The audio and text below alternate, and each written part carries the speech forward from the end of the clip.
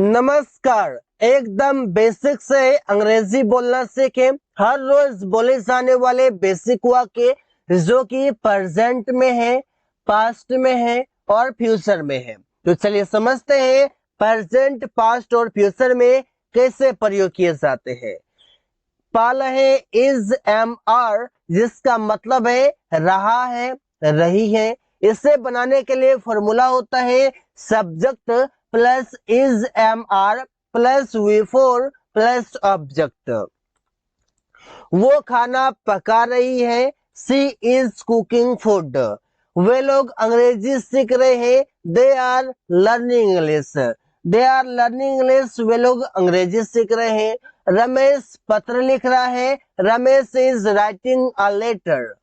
प्रिया phone चला रही है, Priya is using a phone. कोई काम कर रहा है, प्रेजेंट टाइम में कोई काम चल रहा है, उसे हम एसएमआर प्लस वी फोर की मदद से बना सकते हैं।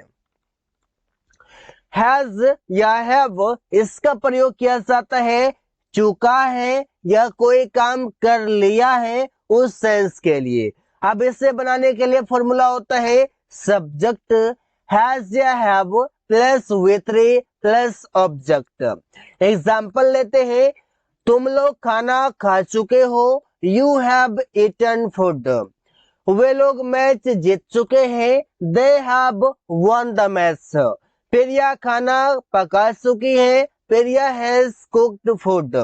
प्रिया हैज कुक्ड फूड, प्रिया खाना पका चुकी है। रवि किताब खरीद लिया है, Ravi has bought a book. Ravi has bought a book, Ravi किताब खरीद लिया है।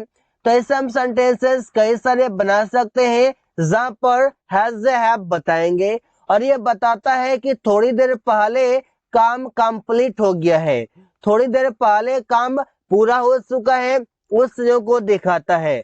और ये बताता है वर्ब के थर्ड फॉर्म से। वॉज या वर, इसका मतलब होगा था, ये थे, थी, मतलब था, थे, थी को ये दिखाएगा। इसे बनाने के लिए फॉर्मूला होगा सब्जेक्ट वॉज या were plus V four plus object. मतलब था, थे, थी तो रहेगा, लेकिन उससे पहले रहा था, रहे थे या रही थी, ऐसे भी ये साथ में मिल के आएगा। जैसे कि वो गाना गा रहा था, he was singing a song. Suman सो रहा था, सुमन वॉज स्लीपिंग। हम लोग बाजार जा रहे थे, we were going to market. छात्र हल्ला कर रहे थे, the students were making a noise. तो ऐसे आप सेंटेंसेस बना सकते हैं कि पास्ट में काम कंटिन्यू था। पास्ट में काम अगर कंटिन्यू था तो उसे हम दिखाते हैं वॉज वर के साथ वी फोर से। हैड, हैड का मतलब होगा लिया था या कोई काम कर चुका था, मतलब कि पास्ट में कोई काम बहुत पहले पूरा कर चुका था। इसे बनाने के लिए फॉर्मूला होता है subject plus had plus V three plus object.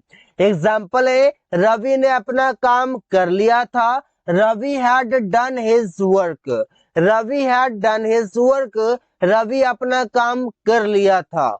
मेरा भाई बाइक खरीद लिया था, my brother had bought a bike. My brother had bought a bike, मेरा भाई बाइक खरीद लिया था। पिंकी उससे बात कर चुकी थी, Pinki had talked to him. Pinki had talked to him, Pinki उससे बात कर चुकी थी। रमेश पेड़ काट चुका था, Ramesh had cut the tree. Cut का थर्ड फॉर्म भी कट ही होता है। या फिर आप दिखा सकते हैं कि कोई काम कर लिया था या कर चुका था, वो अब बताते हैं हेड के साथ वर्ब के थर्ड फॉर्म से। विल बी का मतलब होगा कोई काम कर रहा होगा, कोई काम कर रहा होगा, कब कर रहा होगा, तो ये काम कर रहा होगा फ्यूचर में कर रहा होगा, मतलब आने वाले समय में कर रहा होगा। Subject plus will be plus verb का fourth form plus object. Rohit सो रहा होगा, रोहित विल बी स्लीपिंग। तुम लोग उस समय टीवी देख रहा होगा। You will be watching TV at that time. वो खेल रहा होगा। He will be playing. Riya खाना पका रही होगी। Riya will be cooking food. तो आप यहाँ पर बता रहे हैं कि आने वाले समय में काम कंटिन्यू रहेगा, मतलब कि काम चल रहा होगा। विल हैव का मतलब होगा कोई काम कर लिया होगा या कोई काम कर चुका होगा। आने वाले समय में काम पूरा कर चुका होगा, ऐसी बातें हम कर रहे हैं। Subject plus will have plus verb का third form plus object. Example है, रवि मैच जीत लिया होगा। Ravi will have won the match. हम यहाँ पर बात कर रहे हैं आने वाले समय में रवि मैच खेलेगा और रवि मैच जीत लिया होगा या जीत चुका होगा, ऐसी बातें करते हैं। वो कार खरीद लिया होगा। He will have purchased a car. Khushboo Angrezi सीख चुकी होगी। Khushboo will have learned English. Ramesh कपड़े धो लिया होगा। Ramesh will have washed clothes. तो ऐसे हम सेंटेंसेस आसानी से बना सकते हैं जब हम बात करते हैं आने वाले समय में कोई काम पूरा हो चुका होगा।